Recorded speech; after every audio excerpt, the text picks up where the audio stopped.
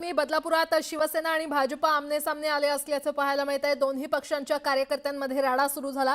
धक्काबुक्की करत कार्यकर्त्यांमध्ये हाणामारी झाली असल्याची घटना घडली आहे। बदलापुरात शिवसेना आणि भाजप आमने सामने आले। दोन्ही पक्षाच्या कार्यकर्त्यांमध्ये राडा झाला।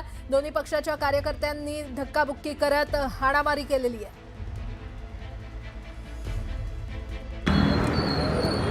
बदलापूर नगर परिषदेसाठी आज मतदान पार पडतंय। मात्र कायदा सुव्यवस्थेचा प्रश्न निर्माण होतोय। आपण पाहू शकतो की गांधी टेकडीचा हा परिसर आहे आणि या ठिकाणी मोठ्या प्रमाणात पोलीस बंदोबस्त तैनात करण्यात आलाय। त्याचं कारण म्हणजे काही वेळापूर्वी शिवसेना शिंदे गट आणि त्याचबरोबर भाजपाचे कार्यकर्ते हे आमने सामने आले, धक्काबुक्की झाली, हाणामारी झाली त्यांच्यामध्ये आणि त्याच्यामुळे पोलिसांची अतिरिक्त कुमक या ठिकाणी मागवण्यात आलेली आहे। पोलीस अधिकारी जे आहेत, इथले जे उमेदवार आहेत त्यांना समजावण्याचा प्रयत्न करतायत। मतदारांना येऊन देत नव्हते मतदानासाठी असा आरोप केला जातो आणि त्याच्यामुळे हा सगळा गोंधळ उडाला। शिवसेना शिंदे गट असेल किंवा भाजपा असेल, त्यांचे प्रतिनिधी असतील, त्यांचे कार्यकर्ते आहेत, आमने सामने आलेत आणि त्याच्यामुळे पोलिसांची अतिरिक्त कुमक या ठिकाणी मागवण्यात आलेली आहे।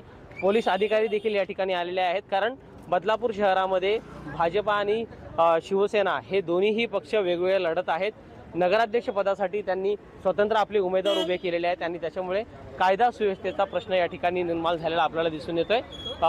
या ठिकाणचे उमेदवार आहेत, त्यांना देखील या ठिकाणी ते जखमी झालेत। त्याच्यामध्ये त्यांच्याशी आपण बोलणार आहोत। किरणजी, नक्की काय सगळा प्रकार घडला? सकाळी अतिशय उत्साहामध्ये मतदान चालू होतं, परंतु विरोधकांच्या पायाखालची वाळू सरकलेली आहे। जे लोक मतदान करण्यासाठी येतात महिला, त्यांना त्या ठिकाणी जाऊन देत नाही आहेत। म्हणून मी स्वतः त्या ठिकाणी गेलो तर आमची अडवणूक केली की तुम्ही या ठिकाणी यायचं नाही। ही कोणती जबाबदारी, ही कोणती जबरदस्ती आहे? मतदारांना मतदान करण्यापासून जर परावृत्त होत असेल तर खरोखरच हे जे विरोधक आहेत अतिशय म्हणजे घृणास्पद त्यांनी हे काम केले। महिलांना डायरेक्ट धक्काबुक्की केली। हे बघा, या ठिकाणी ज्या आज त्या महिला तिथे तक्रार करायला गेलेत, आम्ही तुमची घरं तोडू, आम्ही तुमची, ही कोणती दादागिरी आली? मग याच्यामुळे आता मतदार बाहेर पडत नाहीयेत दहशतीमुळे? पूर्ण प्रशासनाला, पोलीस प्रशासनाला सांगितलंय की आपण त्या ठिकाणी जावं। तिथे स्वतः तुम्ही त्या ठिकाणी बघा, तिकडे या साईसागर हॉटेल आहे, त्या साईसागर हॉटेलचे ते सर्व लोकांना त्यांनी तिथे अतिशय महिलांमध्ये दहशतीचं वातावरण या ठिकाणी पसरलेलं आहे। प्रशासनाला हात जोडून विनंती आहे की आपण त्यामध्ये, पोलीस प्रशासन आहे की आपण तात्काळ त्यावर कारवाई करावी। आपण पाहतोय की या ठिकाणी शिवसेना शिंदे गटाचे कार्यकर्ते आणि भाजपाचे कार्यकर्ते आमने सामने आलेत आणि त्याच्यामुळे मतदार राजा कुठेतरी भयभीत झालाय आणि त्याच्यामुळे मतदान केंद्रावर तो येत नाहीये। त्याच्यामुळे पोलीस प्रशासनाला या ठिकाणी विनंती करण्यात येते की मतदारांमध्ये जी दहशत निर्माण झाली ती कुठेतरी कमी करावी आणि हा जो प्रकार झालाय त्याच्यामध्ये जे दोषी असतील त्यांच्यावर कारवाई करावी। गणेश मंजुळानंतर न्यूज 18 लोकमत, बदलापूर। दरम्यान एक मोठी बातमी समोर येते, म्हणजे आता सगळी मतमोजणी ही 21 डिसेंबरला होणार आहे। या क्षणाची सगळ्यात मोठी बातमी समोर येते। मतमोजणी जी आहे ती सगळी मतमोजणी आता 21 डिसेंबरला पार पडणार अशी माहिती आता समोर येते। आज राज्यभरामध्ये सगळी निवडणूक प्रक्रिया पार पडते, मात्र ही मतमोजणी जी आहे ती 21 डिसेंबरला पार पडणार आहे। हायकोर्टाच्या नागपूर खंडपीठाने हा निर्णय दिलेला आहे। अतिशय महत्त्वाची आणि सगळ्यात मोठी बातमी आता समोर येते ती म्हणजे आज होणाऱ्या सगळ्या मतदानाची मतमोजणी जी आहे ती 21 डिसेंबरला पार पडेल। हायकोर्टाच्या नागपूर खंडपीठाचा हा निर्णय बघायला मिळतोय। आताच्या क्षणाची सगळ्यात मोठी बातमी म्हणावी लागेल, नगरपंचायत, नगर परिषद ही मतमोजणी जी आहे ती पुढे ढकलण्यात आलेली आहे। ही सगळी मतमोजणी 21 डिसेंबरला पार पडेल। हायकोर्टाच्या नागपूर खंडपीठाने हा निर्णय दिलेला आहे। नगर परिषद, नगरपंचायत मतमोजणी जी आहे ती पुढे ढकलण्यात आलेली आहे। आज राज्यभरात ज्या ठिकाणी सगळं मतदान पार पडतंय, या मतदानाची मतमोजणी जी आहे ती 21 डिसेंबरला पार पडेल। ही सगळी मतमोजणी जी आहे ती 21 डिसेंबरला होईल। हा निकाल 21 डिसेंबरला लागेल। हायकोर्टाच्या नागपूर खंडपीठाने हा मोठा निर्णय दिलेला आहे। उदय तिमांडे आमचे प्रतिनिधी आपल्याला अधिकची माहिती देतात।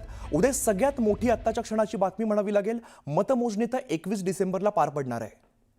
अगदी खरं आहे। निवडणूक आयोगाने जे शेड्यूल दिलं होतं त्यानुसार उद्या म्हणजे 3 तारखेला मतमोजणी अपेक्षित होती, मात्र काही लोक म्हणजे नागपूर विभागातले चंद्रपूर, भंडारा, गोंदिया या भागातले काही लोक जे आहेत ते या निर्णयाच्या विरोधात जे आहेत ते न्यायालयात गेले होते, कारण न्यायालयानं काही ठिकाणच्या निवडणुका ज्या आहेत त्या पुढे ढकलल्या होत्या। 20 तारखेला जे आहे ते मतदानाची प्रक्रिया पार पाडली जात होती, जाणार होती आणि जर उद्या निवडणुकीचे निकाल लागले असते तर त्याचा परिणाम जो आहे तो 20 तारखेला होणाऱ्या मतदानावर झाला असता। उद्या ज्यांच्या बाजूने निकाल लागला असता त्यांना त्याचा फायदा झाला असता आणि ही सगळी बाब घेऊन नागपूर खंडपीठामध्ये काही याचिकाकर्ते गेले होते आणि त्यावर आज न्यायालयानं जी आहे ती सुनावणी घेतलेली आहे आणि त्या सुनावणीमध्ये न्यायालयानं सर्व म्हणजे आज होणारी मतदानाची प्रक्रिया आणि 20 तारखेला होणारी मतदानाची प्रक्रिया या सगळ्या मतदान प्रक्रियेचा निकाल जो आहे तो 21 तारखेला घेण्याचे जे आहे ते आदेश आता निवडणूक आयोगाला दिलेला आहे. त्यामुळे आता या आदेशानंतर उद्या जी आहे ती मतमोजणी ती पुढे जाऊन 21 तारखेला होणार असल्याचं जे आहे ते आता स्पष्ट झालेलं आहे. उद्या खरं तर उद्याच्या दृष्टीने सगळी तयारी करण्यात आली होती. उद्या सगळी मतमोजणी पार पडेल असं सगळं नियोजन होतं. मात्र आता हा निर्णय आल्यानंतर त्याचा कसा परिणाम होऊ शकेल, कारण आता डायरेक्ट 21 डिसेंबरला ही मतमोजणी पार पडेल. अगदी खरं आहे. उद्या मतमोजणीच्या दृष्टीने जे आहे ते सर्व नियोजन करण्यात आलं होतं. त्या दृष्टीने यंत्रणा जी आहे ती सज्ज करण्यात आली होती. मात्र 2 दिवसाआधी जो न्यायालयानं निर्णय दिला होता त्या निर्णयानुसार काही भागातली मतदानाची प्रक्रिया जी उद्या होणार होती ती रद्द करून ती 20 तारखेला पुढे ढकलली होती. त्यामुळे जर उद्या या सगळ्या मतमोजणीचा निकाल लागला असता तर जी 20 तारखेला मतदानाची प्रक्रिया होणार होती त्या प्रक्रियेवर याचा परिणाम झाला असता. ज्यांच्या बाजूनं ह्या सगळ्या निवडणुकीचे निकाल लागले असते त्यांच्या दृष्टीनं ते फायद्याचं झालं असतं आणि उमेदवारांना त्याचा फटका बसला असता. या सगळ्या बाबी ज्या आहेत त्या न्यायालयानं विचारात घेतल्या आणि या बाबी विचारात घेतल्यानंतर जे आहे ते आता सर्व मतमोजणी जी आहे ती 21 तारखेलाच घेण्याचं जे आहे ते न्यायालयानं निवडणूक आयोगाला स्पष्ट केलेलं आहे. त्यामुळं उद्याचं सगळं नियोजन झालं असलं तरी आता मतमोजणीची एकूणच राज्यातली सगळी प्रक्रिया जी आहे ती 21 तारखेला पूर्ण होईल आणि राज्यभरात ज्या पण निवडणुका होतील त्याचे नगराध्यक्ष कोण आणि नगरसेवक कोण आता हे 21 तारखेला स्पष्ट होणार आहे.